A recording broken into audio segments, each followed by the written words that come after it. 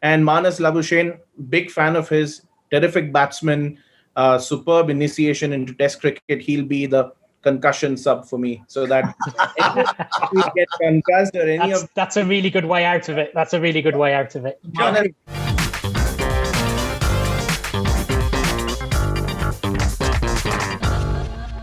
It's time for another episode of Dream Team on ESPN Cricinfo. We're thinking of what trends we can pick up now. We're done with the IPL. Yes, we've got more T20 cricket around the world. We'll probably come to a Big Bash League all-time 11 very soon. But given the Big Bash League is going to go on for a couple of years now, let's move on and talk about India v Australia.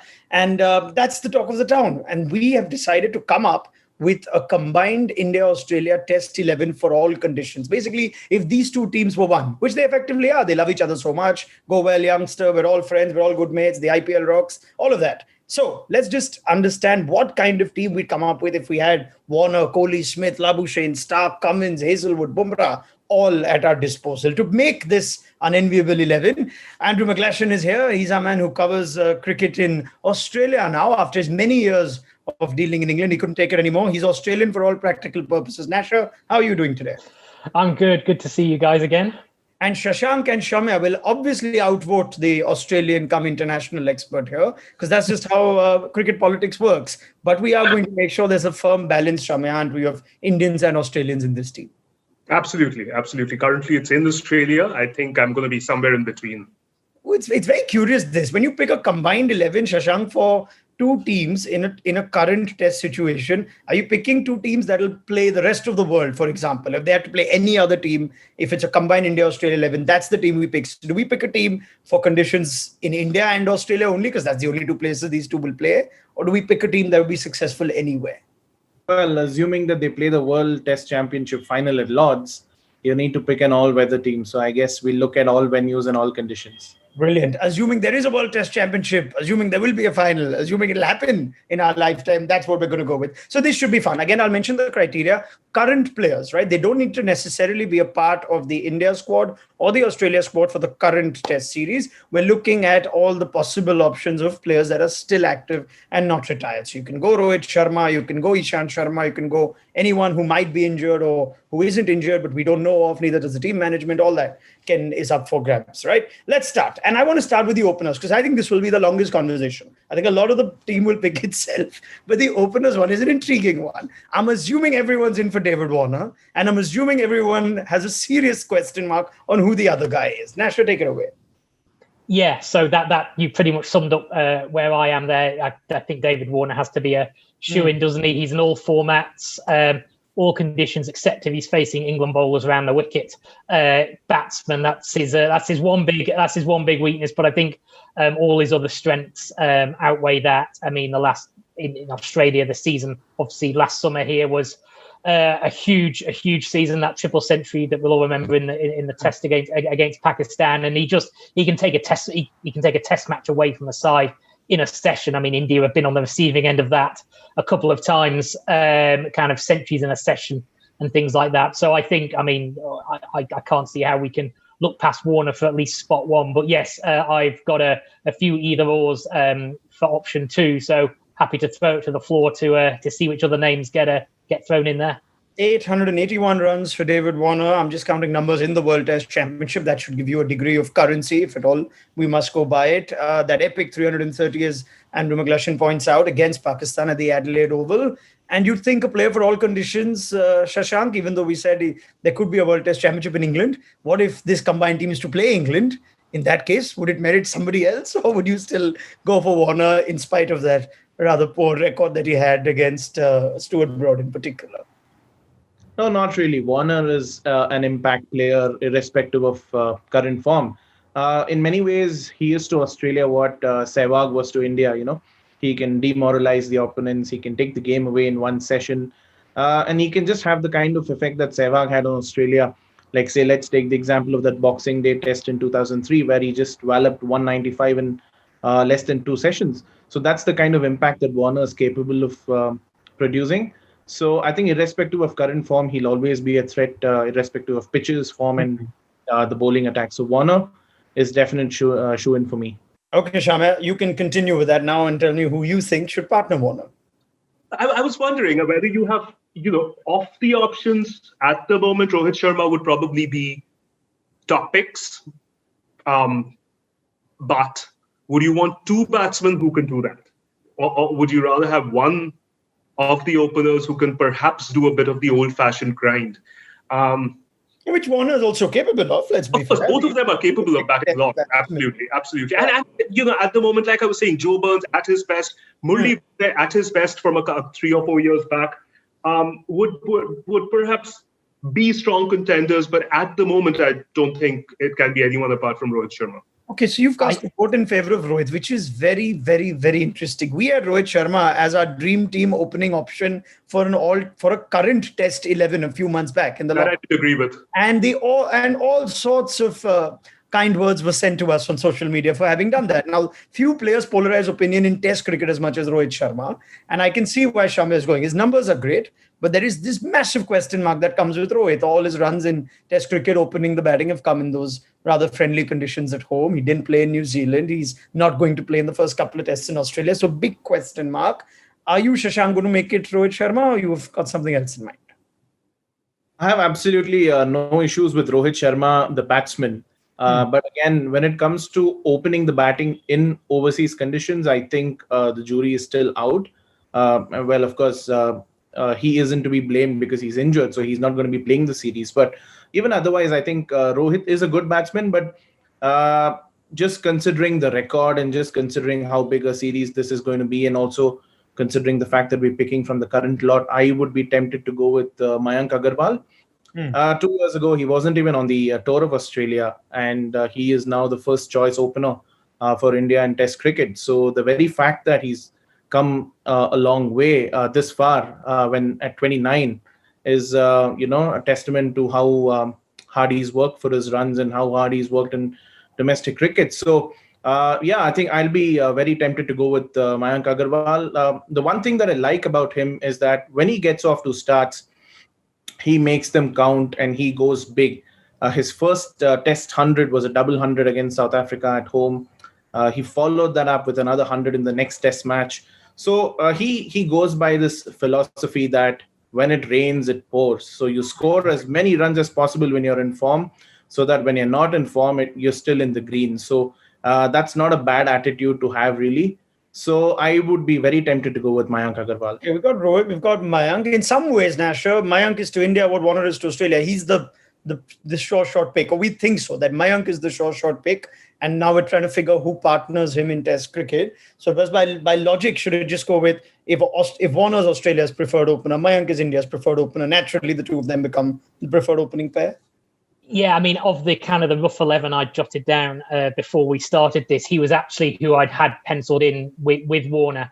Kind of partly because of what you said about where Rohit has so far scored his runs, or maybe in the fantasy scenario of this team, that shouldn't be the overwhelming criteria. But I do like, as well, like Shashank talked about, I do like what I've seen from Agarwal early in his career. I've obviously probably not seen quite as much as some of the chaps on this, but he was the one. I think what we can do straight away is rule out any other current Australian option. You can see by what's going on at the moment this week down here, the chaos that's now enveloped Australia's opening batting debate, that there isn't certainly a second candidate down here. I know Shamya has spoken about Joe Burns, and quite rightly at his best, perhaps, but he's 60 runs in 7 innings this domestic season down here. We obviously don't know what's going to happen to Will Pucovski. Marcus Harris might come into the side. And then you're going back to the likes of Sean Marsh and Usman Khawaja. There really isn't, not that we were really discussing one, but there isn't really another Australian option. So it is going to be a balanced India-Australia pairing at the top. And I would now have no issues, pardon me, at all about Agarwal. I would not be perturbed by Rohit either. I'm not too worried about the two or gung-ho openers. I mean, without jumping ahead, I think we'll find the middle order has one or two batsmen who can soak up deliveries pretty successfully. So, but yeah, Agarwal would be absolutely fine by me. Yeah, I mean, if Justin Langer was coach of this team, he probably just asked David Warner who he prefers and wrap it up, right? We don't need to pick this. But I'm curious. I'm going to throw something out of the box here, right? When I was penciling my own team for this, and yes, Mayank Agarwal is the first choice Indian opener. But if we are to extend this conversation to beyond this series, to like we just established, a team that will take on a strong England side or any other side in a World Test Championship final. I'm just thinking there is, and this extends to the next set of players we'll pick, that we are all going to make very strong cases for Smith, Labuschagne for Australia and Pujara and Kohli for India. Is there a case that you can fit all four? And if you can fit all four, if you have two openers, then that means one of those four batting at 6, which of course isn't their optimum utilization in Test cricket, which brought me to the prospect that if I have all four of them, then maybe we can entertain 5 genuine bowlers, in which case one of those four would open to fill out what is a seriously questionable second spot with David Warner, as good as Mayank Agarwal has been. If I want to play Pujara, Smith, Kohli and Labuschagne in the same 11, can I have Pujara open and therefore allow 3, 4, 5 to be Labuschagne, Kohli and Smith? Now, I went that way. I don't know if I'll be able to convince enough of you to turn around. Maybe I won't. But let's go straight into that now, because Pujara, Labuschagne, Kohli, Smith. Can we fit all 4 into an 11? And if not, then Mayank Agarwal seems to have gotten the nod for the opening slot. Right, Shashank. I think Pujara has done the job whenever it's been asked of him in tough circumstances. He famously did it once in South Africa. He's done it once in Sri Lanka, where he scored a century. Yes, in a big game, in his comeback game. Comeback game, a 140-odd that won India the series. So he's done it in the past. So it's not like he's new to the job. But again, you want to pick when you're picking a team, a dream team, you want them to bat in the position that you've kind of known them to, where you know that they can do a good job, where they've had a history of doing the best performances. So I think considering all that, I would still not be tempted to open with Pujara and bat him at number 3. That's his preferred spot for me. All right, let's carry this conversation into the rest of the batsmen. We have to look at them as a cluster now. 4 prolific batsmen, all of them with exceptional test records. Labuschagne still new, but leads the run scoring chart in the World Test Championship as things stand. Phenomenal 1,249 runs in 9 games, averaging over 80. You can't possibly ignore that if you have to look at current form, even though he's competing with Pujara, Kohli, Smith, who have a lot more behind them. Nasha. Yeah, so they were the 4 that I've got in the middle order, and I suspect that everybody is the same. And so just to go back what Shashank was talking about, batting order, it might sound funny, but I'm a bit uncertain about putting one of those like Pujara up to open, but I have less issue about picking those 4 in various middle order positions, if you know what I mean. If we are just picking the best top 6 we could pick, and also if you think about it, a lot of these players, certainly Smith and Labuschagne, did start more in the middle order perhaps and have moved up to 3 and 4. So, I mean, in terms of whether we can argue any of them out the side, which is going to be mighty hard, I would not be overly perturbed about saying these are the best 4 middle order batsmen and up there with the best 4 in the world right now. If you're going to pick your dream 11, you can't leave any of them out. I mean, the vulnerable one, possibly, if we were just looking at longevity of career, what they've done in various conditions all over the world, it perhaps would be Marnus. And that seems bizarre because he's had the most extraordinary career so far.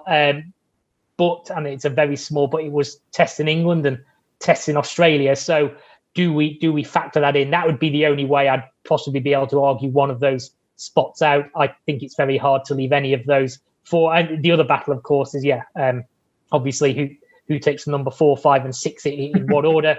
You'd probably go with seniority, wouldn't you, in that respect? But yeah, I can't see beyond those 4.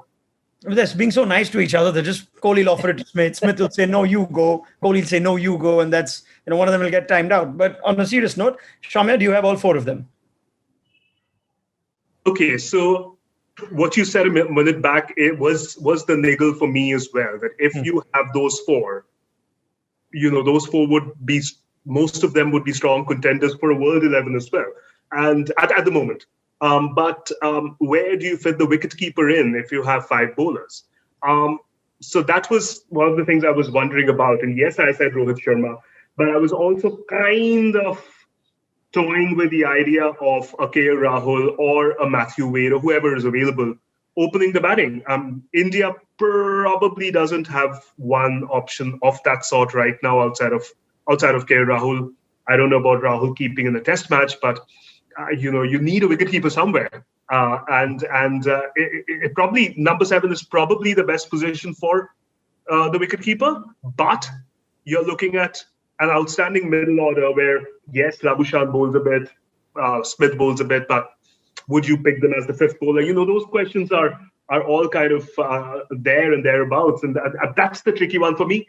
To answer your question, all four of them walk into all teams. Simple as that.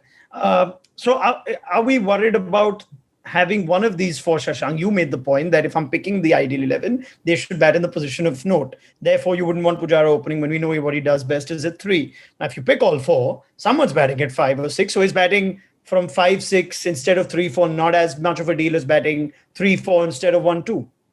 Absolutely. That will be a bit of a drawback, that someone will have to bat out of position. Coming to the topic of picking all four, I mean, I'm pretty clear in my 11, I'd want 5 bowlers, and I'm accounting for a proper wicketkeeper. So that means one of these 4 will definitely miss out. I think Pujara is a shoo-in, given the record that he's had in Australia, given the record he's had in India against Australia. Just the very fact that, Australians are sick and tired of bowling to him. So, I mean, Pujara is definitely going to be there. Shashank is building this up. One by one, he will mention. I know where this is going. I hope I know where this is going. To figure out who the fourth one's going to be. This could be a massive traffic driver if I know where this is going. Virat, fabulous record in Australia. Sorry, start that again, Shashank. I didn't quite hear you. Okay, who's second? Virat Kohli, of course, is a definite in my team. So it's not Nash. It's not what you thought it was. Right. No, that's a shame. You've let me down there. The candidate lead, which of course we will, I'm sure, debate on. A fabulous record in Australia. He makes hundreds for fun there. So in a way, Australia is his happy hunting ground. He takes pride in his performances. He won the series last time. He's not going to be around this time, but well, he's still around for the first Test match at least. So, and just going by his record in Australia, I think he'll be my 4. Well, that leaves us with one spot, and I think that leaves you with one spot, Smith or Labuschagne. Yeah, and it's hands down Stephen Smith. Of course, I'd like him to bat at 4, but if you had to choose between Kohli and Smith for 4 and 5, I'd pick Kohli at 4 and Smith at 5. And Marnus Labuschagne, big fan of his, terrific batsman, superb initiation into Test cricket. He'll be the concussion sub for me, so that we get concussed or any that's a really good way out of it. There, so that no one has any debate on, this is unfair or that is unfair, or you brought him in or you weren't allowed to bring him in. Hands down, all 4 of them are pure batsmen. All 3 of them are pure batsmen. So anyone, unfortunately, if they have to go off because they've been struck on the head or whatever, no questions asked, Marnus would come in. So as difficult as it is, that would probably be what I would go with. You know what? I'm not going to let you get away with this, Shashank. You are not going to get away with Labuschagne as concussion sub. You have basically said you're not going to take the most prolific batsman of the last 12 to 18 months in your team. Nasho, how do you respond to that?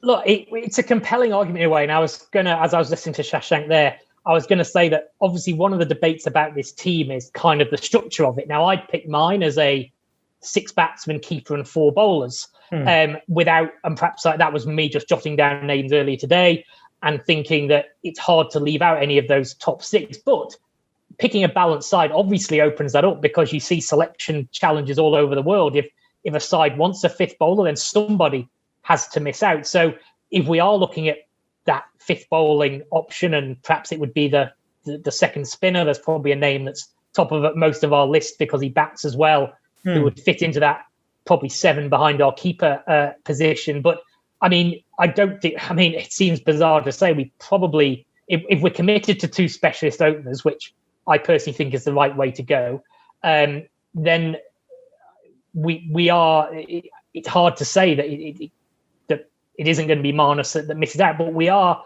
without going quite down the route of Shashank's concussion sub, we are, I believe, picking a 12th man for this squad as well. So if we go with a balanced attack of 5 bowlers, so basically in the 11 I'd picked, my 12th man was going to be another bowler in case conditions required another bowler. Obviously, if we just flick it around and the 12th man becomes the spare batsman, it's a bit of an easy way out. But if we're picking a side that you'd say is perfectly balanced, 3 steamers, 2 spinners, 5 batsmen, a keeper, then that is also a very justifiable way to go. And one I would, while people will no doubt say, how the heck have you left out Marnus Labuschagne? That is our justification.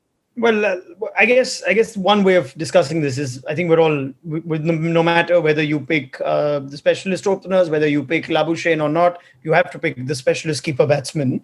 And that leaves us with effectively three. Let me throw in Matthew Wade and say 4 choices. So you've got Tim Paine and Matthew Wade, the Australian candidates, and you've got Wriddhiman Saha and Rishabh Pant as the Indian candidate. So I think we could all have a fairly direct point on who we'd want as our keeper batsman. All things considered, the fact that there is a strong top 5 or top 6, if you are going to play your keeper at 7, then you have just 4 bowlers. And do you need your best glovesman or do you need your best batsman who can keep? Right, Nasha.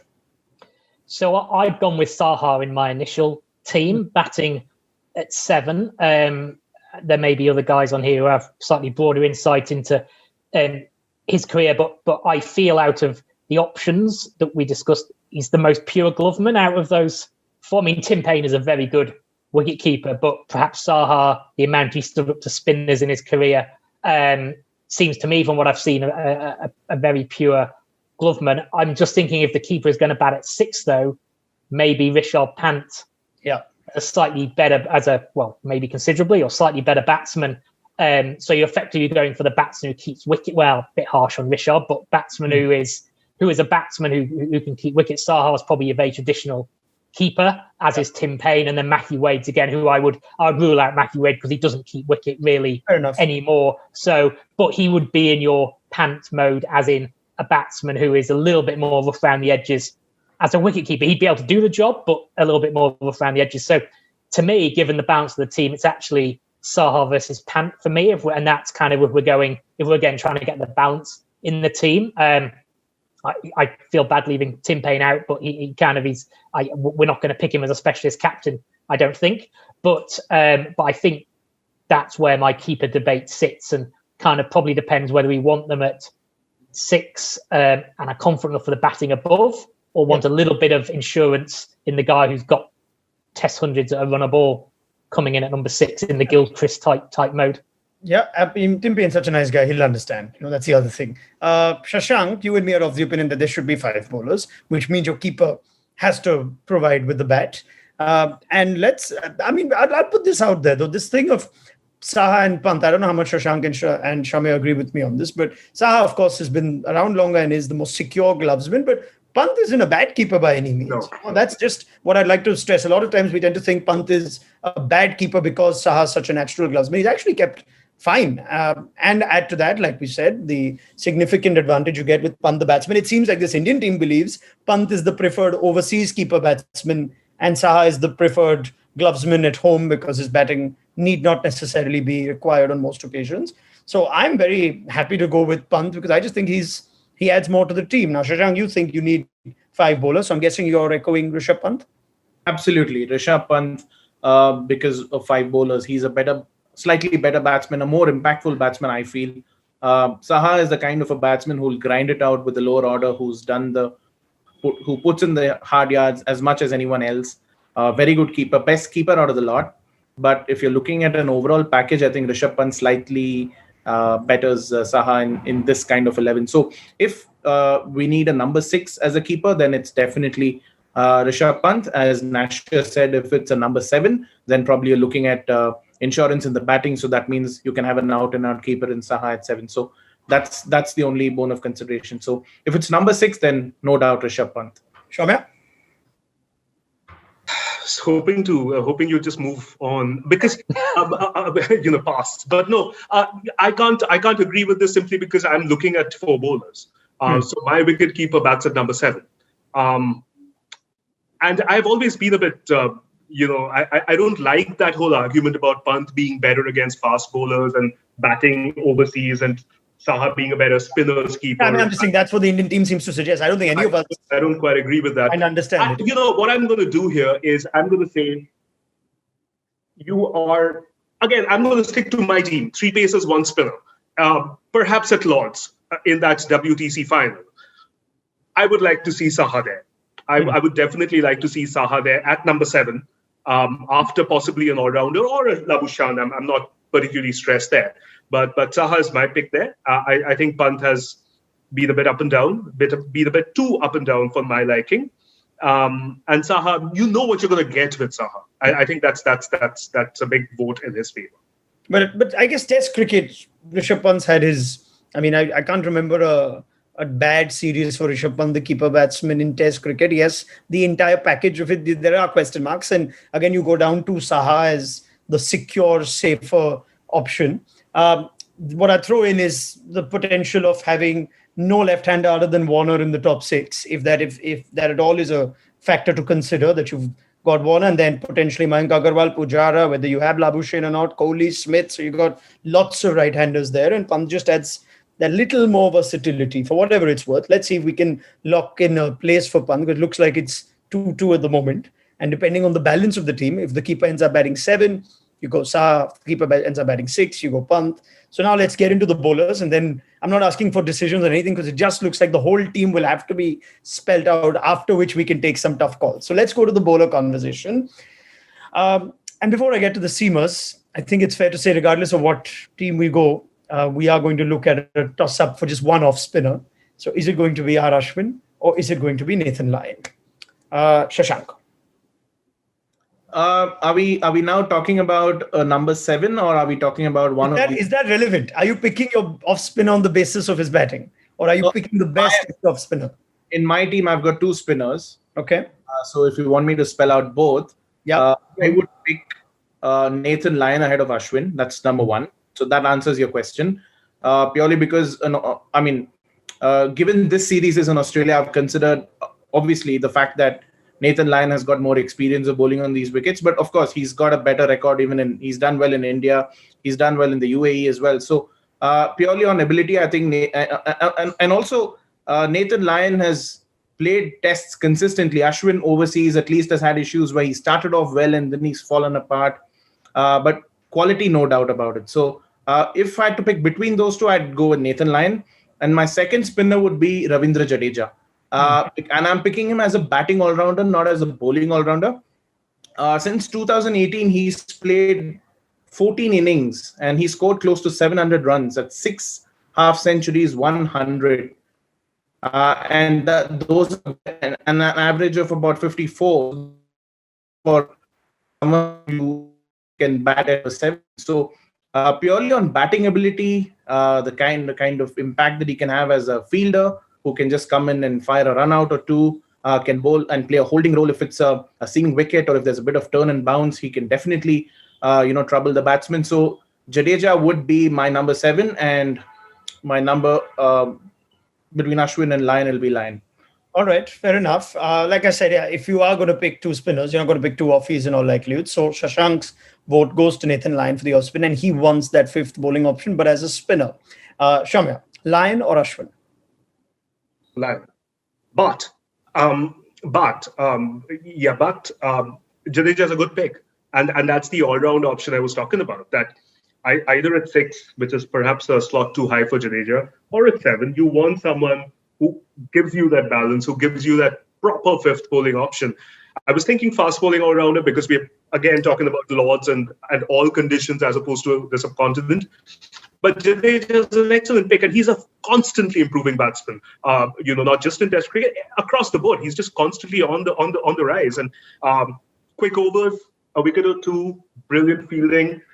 He's quite the complete package in that sense, and someone I'd love to have in my team. So to answer your question on Ashwin versus Lyon, I'd like Jadeja. And as far as the Ashwin-Lyon debate goes, this is an interesting one as well, Nasho, because like Shashank points out, Ashwin overseas tends to not last an entire long series. He has injury issues. Sometimes the bowling just goes off. And therefore, there's a significant difference in the Ashwin the bowler at home and Ashwin the bowler away, where Nathan Lyon has ticked pretty much every box, bowling in India, in the subcontinent, bowling in Australia, bowling in England. But if we have to pick a player for one test, a WTC final, whether you would then say Ashwin can last one test and perhaps give me the extra bit of batting. So that's the other thing to answer. But purely as a bowler, I think we've got 2 Lions over Ashwin. I'm going to make that 3 Lions over Ashwin. And I think you're going to make it 4 Lions. Yeah, Lyon is the one I've gone for. I mean, I was just looking at their two numbers, actually, because interesting how their careers have sort of not quite gone in parallel, but Lyon's obviously closing in on 400 Test wickets during this series and 100 Test matches. Ashwin's home numbers are obviously mind-boggling. I think he averages 22 at home, but Lyon's is just far more even spread across the whole career, which sums up what everyone said. So yeah, Lyon for me is a shoe-in for this team. The Ravi Jadeja debate is an interesting one, actually, and it wasn't a name that had immediately come to my mind when I was jotting out the 11 partly because I'd gone for 6 batters, a keeper, and 4 bowlers, so I wasn't necessarily thinking the all-rounder. But it is a compelling argument if we want to try and get that balanced team. I like the left-arm spinner option alongside the offie. I don't have personally any problem with a 5-man attack being 3 seamers and 2 spinners. I think picking this team, we are trying to cover a lot of bases in this 11. So I've got absolutely no drama with that. So yeah, for me, I think this spin debate is nice and done, and we can put the lid on it. And Nathan Lyon is in the 11 and maybe batting 11, although that might be a bit harsh on him. But yeah, Nathan Lyon for me, outstanding off spinner in all conditions. Let's go to the seam bowlers debate. This should be fascinating. Pat Cummins, as good a year as anyone can have in Test match cricket. Mitchell Starc continues to have his best returns in red ball cricket, in spite of patchy form, you'd say, in white ball cricket, even though he's a standout bowler of a World Cup just a year back. Josh Hazlewood, Jasprit Bumrah, who only plays his Test cricket overseas. Ishant Sharma, even though he's not part of this squad, has been a vastly improved bowler and a pretty good supporting cast as well. If you have to look at the likes of Shami and Umesh, who actually have very good numbers. So who are we going to leave out is the big question. Nasher, can this team fit Starc, Cummins and Hazlewood at the expense of any Indian seamer? No, I haven't gone that way. I've actually left Mitchell Starc out of this 11. I've gone with Pat Cummins, Jasprit Bumrah and Josh Hazlewood. The left arm angle is very, very tempting. I just think the contrasting skills of those 3 quick bowlers are enticing. The Ishant argument is valid, but I think you've got the height of Pat Cummins, who can do that sort of role. You've got the uniqueness, the variety, if you want, of Jasprit Bumrah, and just the nagging length and line of Josh Hazlewood, who is this generation's Glenn McGrath, really. And just, I think, of almost not underrated bowler, but I guess because of who he plays with Starc, with Cummins, with Smith, with Warner, with Labuschagne. Just the accuracy he brings and the way he can just work over a batsman, it is McGrath-esque. And a bowler who can do a variety of roles too. You might want to bowl Cummins and Bumrah in slightly shorter spells, but for me, Hazlewood is a man, fitness permitting, and we're presuming all these guys we pick are 100% fit, is a guy who could bowl you a 7-8 over spell, dry up an end if you needed for 10 or 11 runs. So those are my 3 quicks. There are obviously compelling arguments for 1 or 2 others, but I've gone Cummins, Bumrah and Josh Hazlewood. The other little minor thing for Cummins, although we need to think about it for this team, is obviously the little bit of batting he brings at number 8, but I don't think that's an overriding consideration. If anyone does want to drop Pat Cummins, the batting wouldn't be the deciding factor. But yeah, those are my 3 quicks. Yeah, absolutely. So Cummins, Bumrah and Hazlewood for Nasher. Shamya, what are your 3? Same. Obviously, it hurts a little bit to leave out some other extremely good fast bowlers and fast bowlers who are pretty much at the peak of their abilities. Shami, outstanding. Starc, outstanding. Who else is there? Bhuvneshwar, whoever else you can think of. Peter Siddle. Outstanding fast bowlers, all of them, all capable of doing different things. But if you have to pick 3 out of them, these 3, it has to be these 3. The only worry perhaps is 3 number 11s now, but I guess we'll just live with that. Now, let's assume, for the sake of this, that injuries, we're supposed to pick this team on the assumption that everyone's available and fully fit. So let's assume Mitchell Starc is fully fit. I have this theory on Starc versus Cummins, Nasher. You can endorse it. You watch them more than I do. That this whole thing of wickets in clusters, in heaps, completely running through attacks, which I think Stuart Broad does better than any modern day fast bowler. Starc has it in him, right? I just quickly glanced through 5 wicket hauls, and you've got 7 in 51 games for Josh Hazlewood. You've got 13 in 57 games for Mitchell Starc, and 5 in 30 games for Pat Cummins. Now, Pat Cummins has bowled some brilliant balls. He's got top batsmen out. This thing of just running through sides, which is what makes Mitchell Starc really, really appealing. Is there a case to what I just said?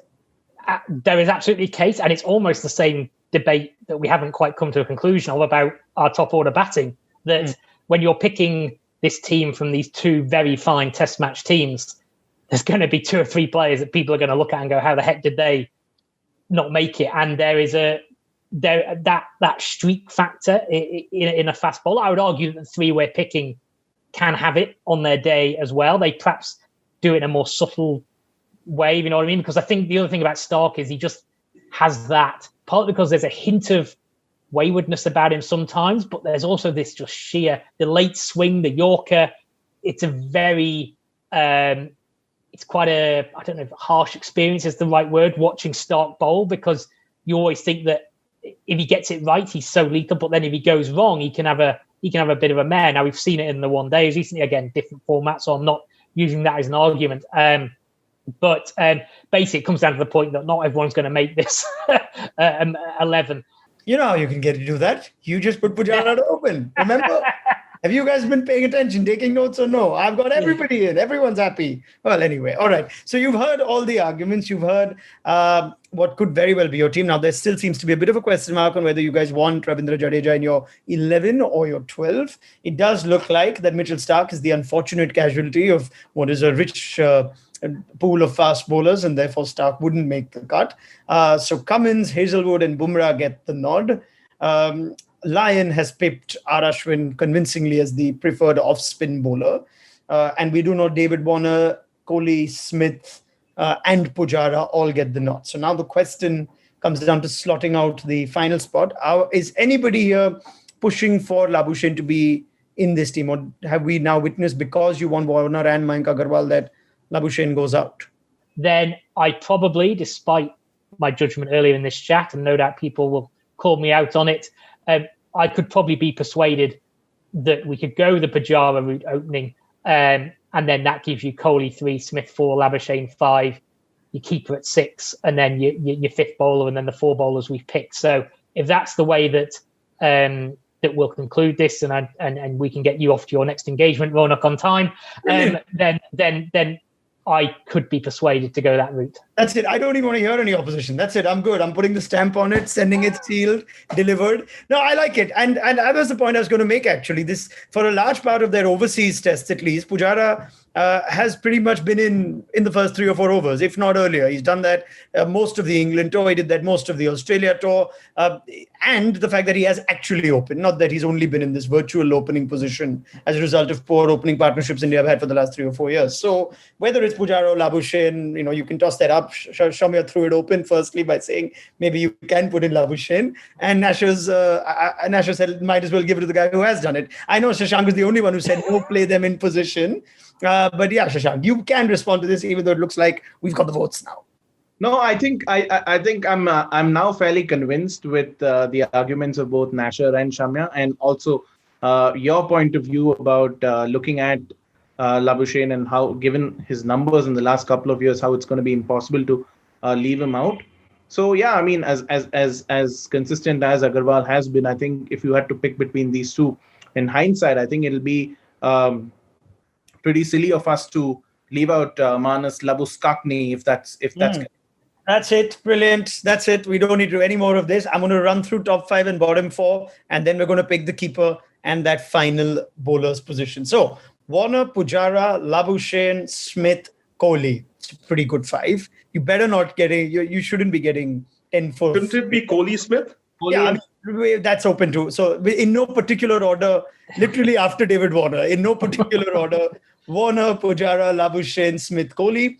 And the bottom 4 includes Bumrah, Hazelwood, Nathan Lyon, and Pat Cummins. There is room for 1 keeper now, and I would assume 1 bowler or an all-rounder. And therefore, we're going to decide whether that's Pant or Payne, or whether it is, and accompanying him, or Ridhiman Saha, sorry, Pant, Payne, or Saha. And finally, whether Jadeja secures that extra balance spot in the middle. So let's start with the 5th bowling option, close with the keeper. Is the all-round option going to Jadeja, from what I hear from all 3 of you? Shamya? Yeah, I mean, I wouldn't make a dream team without an all-rounder or someone close to being an all-rounder. And off the options, leaving out Cameron Green right now because he hasn't played Test cricket. Jadeja and Hardik Pandya seem the only ones available. And that's right? I mean, Mitchell Marsh probably not. Oh goodness, I'm not sure I could live it down if Mitchell Marsh gets into this team. So the options aren't really. They're not 50,000 people breaking the door down, and it's been Jadeja who brings three. He's the 3D player of this team, and Hardik Pandya. I've taken a lot of time to get used to Hardik Pandya, not just the cricketer but the person as well. But the more I watch him, the more I'm impressed by him as a cricketer. I mean, just his attitude and what he can do. Sure, I mean, long way to go and so on and so forth. But he's a pretty outstanding cricketer. And but I guess there are too many question marks on Hardik Pandya, the test all-rounder, Shamir. Yeah, I agree with that. Yeah. And I think Jadeja brings a bit more, especially on current form, the way he's just moved up. I pick Jadeja. All right. And it does give you that 3 seamers, 2 spinners, 5 bowling attack, which Shashank, you have no problem with. So you're going Jadeja? Absolutely. Jadeja at number 6. Happy with that, Nasha? Yeah, I've been persuaded by those arguments quite strongly. My 2 options would be Pant and Jadeja. Pant's batting edges it on this team now because we've gone for the specialist 5 and the bottom 4. Not that I don't trust that top 5, but I think the Pant batting, I'd go Pant at 6 and Jadeja 7. Just that would be my order. I like the balance of the attack. You've got 3 quicks, you've got 2 contrasting spinners, and then you've got a guy, a wicketkeeper batsman who has proven himself, albeit he's still quite young, proven himself at test level. So Pant and Jadeja for me fill those middle 2 spots. Excellent. So Jadeja has the votes. Jadeja comes in. Pant and Jadeja just changes that entirely. So Rishabh Pant pips Ridhiman Saha, who was a very honourable mention here, as well as Tim Payne. Does that make everyone happy? Pant at 6, Jadeja 7, followed by Cummins, Lyon, Hazelwood, and Bumrah. All right. We do need to pick a 12th man first up. And who is that 12th man? The player that came closest to making this team but didn't? Is it Mayank Agarwal? Is it Mitchell Starc? Is it R. Ashwin? Shashank? Can just be about anyone. I think Starc will be my 12th man. In a poster. I'd like Cameron Green to be around this. Oh, there he is. There he is, back with his Cameron Green. I like this guy. I really like this guy. He's got to play a test, Shamir, surely. Let him be around the squad and fill in wherever required. Nasha? I'll say Mitchell Starc because I think when we debated it, we almost couldn't explain why we weren't picking him, except we just weren't. So I think for me, 12th man there is Mitchell Starc, and then obviously if there was a larger squad, you'd cover off all the other bases with those other 3 or 4 players. But 12th man for me, Starc. My whole point of making Pujara open was to have Starc in that team instead of Jadeja, but I don't think I'm going to waste time trying to persuade you again, Nasha. I'll take my... You've had a lot of wins on this one, mate. You've had a lot of wins on this one. I've had a lot of wins. I'm with you. Don't get carried away. I need to go back to advocacy. I think I'm done with this job. Shashank, yes. Starc, happy? 1 point agenda right through this was having all 4. You got that, so you should really be happy with it. Well, I got a bit greedy. Maybe I would have wanted all 4 fast bowlers as well. But this has been brilliant. All we need to do now is anoint a captain, which I think in the absence of Tim Payne in this team, shall we just simply make that Virat Kohli? The test record is extraordinary. You don't even need to give him, I think, favourable pitches for his spinners at home. It would still be pretty good. So Kohli is captain, picks himself. Yes, Nasha? Yeah. Shashank, I know all the broadcasters in Australia would be delighted with that. So Virat Kohli as captain, or maybe around the world. And the broadcasters would love this team. It's got Rishabh Pant in it. There's going to be a little chirp if the stump mic goes up. You have enough character. You've got Smith and Kohli batting together. So this is going to be awesome. So that rounds up our dream team on ESPN Cricinfo for what is the best 11 of current India-Australia players in Test match cricket. Big thank you to Shashank Kishore, Andrew Mclashon, and Shamir Das Gupta. This was great fun, guys. Tell us what your dream team is, whether you agree, disagree, want to just do the whole team up again. Put Rohit Sharma in that. I forgot to mention him in the honorable mentions. He came up, didn't he? So see what you want to make of it. And of course, we look forward to what should be a cracking series. In our dream team, we've managed to pick 6 Aussies and 5 Indians. Let's see if that's a reflection of how the tour coming up is going to be.